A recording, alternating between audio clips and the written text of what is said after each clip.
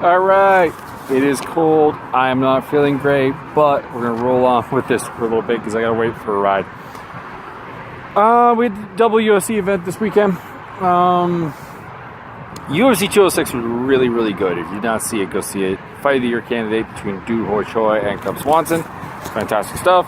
We had good knockouts from Lando Venata. Don Cerrone knocked out Matt Brown, also fantastic. Max Holloway versus Anthony Pettis was good. Holloway is our new interim bullshit featherweight champion. And that title's still bullshit. Pardon my language. Other than that, Misha Serkinov took a big win.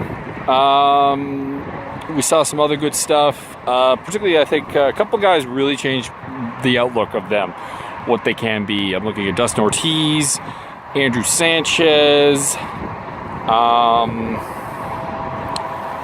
couple others, I think. But those were the two big ones, guys who... Oh, Shane Burgos really also shone. Although a lot of people were hyping him again, I just didn't think he was quite ready. But yeah, he looked good. But those two, Ortiz and Sanchez, really changed what we thought about them. Ortiz went in there and he played Zach Makovsky's game and he beat Zach Makovsky at it, and that's pretty damn good. After two really disappointing outings with Wilson Hayes and Hussier Formiga, he really needed it, and he showed that he can go further than we probably thought he could. Is he a future champion? I don't think so, but a guy who I think is going to be long-term top 10, maybe a little too top 5 action. Maybe a title fight at some point. And Sanchez didn't really have high expectations for him coming off the Ultimate Fighter. He looked good against Trevor Smith. He needs to do more before we take him super seriously, but he looks very big at middleweight, which I think really helps him a lot in that regard. Okay. That was about it.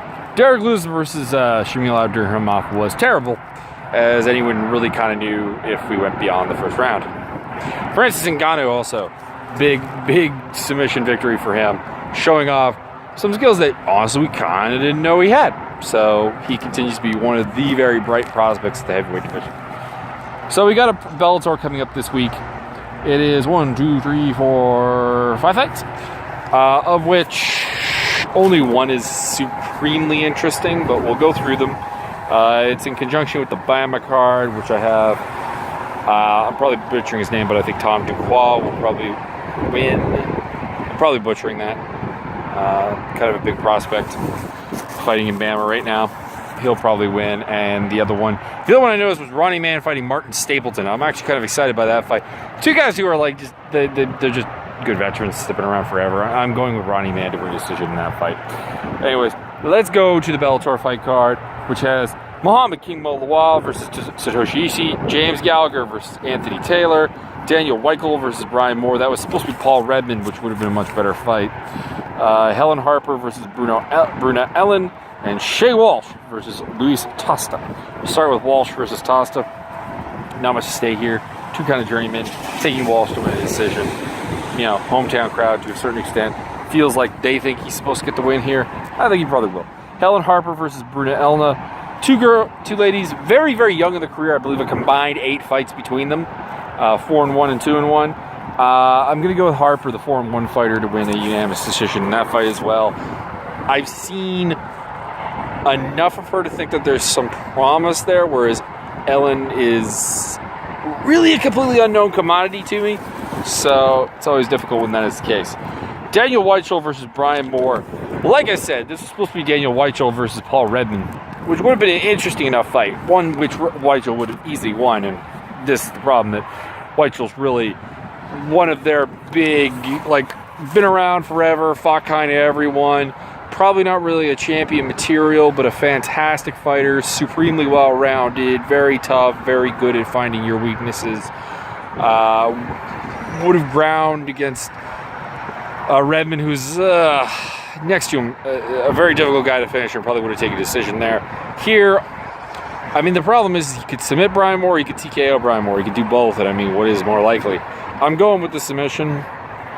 Moore is not like... Moore is not a nobody, but he's a guy who, I mean, not tremendously big things for. He's a local replacement fight that, I mean, There's just not much there. There's just not much there. But I'm always happy to see Daniel Weichel fight. He's an incredibly interesting fighter. If you've not seen him before, please do. It's a pleasure to watch him fight, even if the fight is not in itself competitive. Speaking of uncompetitive fights, we have James Gallagher, the 4-0 prospect out of SBG, versus Anthony Taylor. This is a showcase fight. Taylor is really nothing. Gallagher's going to go out there, should have a supreme grappling edge, should have a better edge on the feet, better everywhere, probably a rear naked choke submission victory to go to 5-0. For the record, these are one of these like really awkward fights if things go wrong. Like they did this with Felipe Lins versus Kleber Silva, and Silva got the better of it. That was supposed to be a showcase fight for Lins, I think, and it backfired. And that's the problem. This would be even worse because Silva's like a reasonably proven commodity who's like a good journeyman.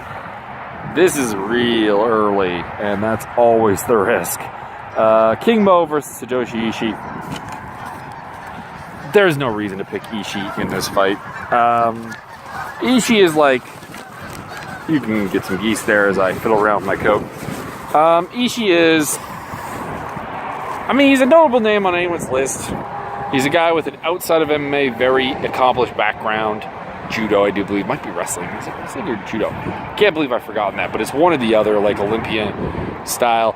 But in MMA, he's been a tiny heavyweight most of his career and has gotten beat up for that.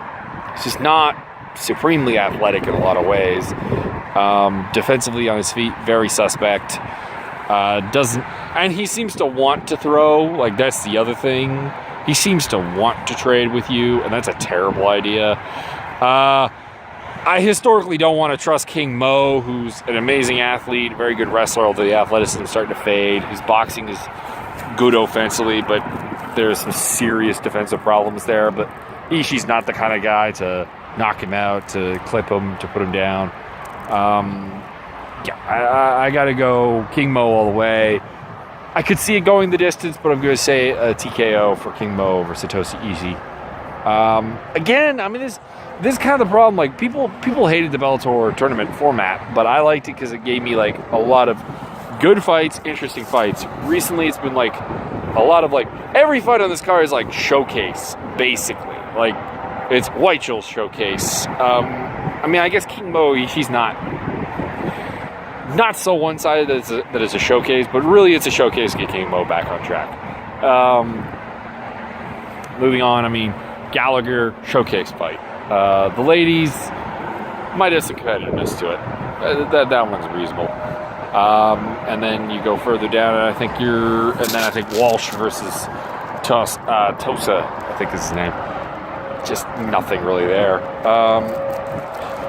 Kind of the problem with the Bellator cards lately, but I mean, and I hope they're better. I hope they get better because I've said it before. I want the UFC to have proper competition. I was hoping that would come in the form of Bellator.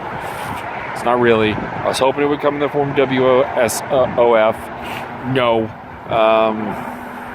Maybe the whole Fighters Union thing will help with that. I don't know. It's a weird MMA landscape we live in right now, and it's in some ways a really great time to be a fan, and in some ways it's just really not. So, just as a side note, well, two side notes. Number one, I'm thinking about maybe doing like some co-host segments for fight cards. So if you're interested in helping me out with that, I'd love to have someone to talk with for these videos, because I think it would make a more interesting video to have like counterpoint arguments about it, like a proper discussion, which we have in the comments section like a lot of the time. Maybe bring some of that to the video. And number two, just because this is a YouTube-wide thing, like or comment on the video, please, because people are not seeing it in their boxes. They're not staying subscribed if they don't do that kind of thing. I think it's like YouTube's trying to call dead subscribers or something. I don't know.